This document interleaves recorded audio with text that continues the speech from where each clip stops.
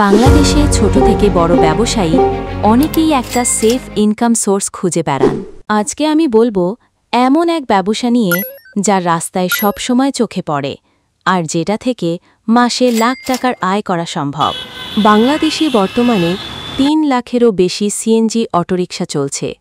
প্রতিদিন হাজার হাজার মানুষ অফিস, বাজার বা যাতায়াতের জন্য এগুলো ব্যবহার করছে। প্রথমে কথা বলি ইনভেস্টমেন্ট নিয়ে। একটা নতুন সিএনজি কিনতে প্রায় ৬-৮ লাখ টাকা লাগে, আর পুরনো বা রিকন্ডিশন সিএনজি কিনতে খরচ হয় ৩-৪ লাখ টাকা। এখন অনেকেই ভয় পান, এত টাকা কি আটকে যাবে?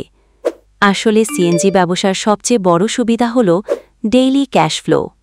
মালিক হিসেবে তুমি চাইলে দুভাবে চালাতে পারো।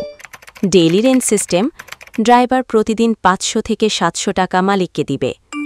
মান্থলি কন্ট্রাক্ট, মাস শেষে একসাথে ১৫,০০০ টাকা দিবে।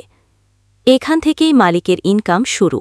চলুন একটা রিয়েল হিসাব করি। ধরো তুমি ৩ লাখ টাকায় একটা পুরনো সিএনজি কিনলে, ড্রাইভার প্রতিদিন ৬০০ টাকা ভাড়া দিচ্ছে। মাসে ৩০ দিন গুণ ৬০০ ইকুয়াল টু ১৮,০০০ টাকা ইনকাম। এর মধ্যে মেইনটেন্যান্স, ট্যাক্স, কাগজপত্রে গড়ে ৩,০০০ টাকা খরচ ধরা যাক।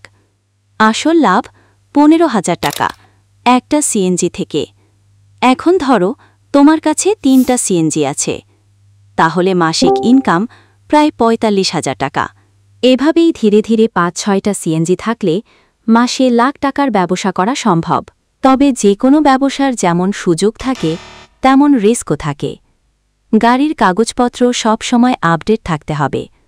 দুর্ঘটনা বা পুলিশ কেস হলে বাড়তি খরচ হতে পারে। একটা সিএনজি দিয়ে শুরু করলেও এখানেই থেমে যাওয়ার কিছু নেই। অনেকেই একে একে ১০-২০টা সিএনজি কিনে এখন মাসে কয়েক লাখ টাকা ইনকাম করছে।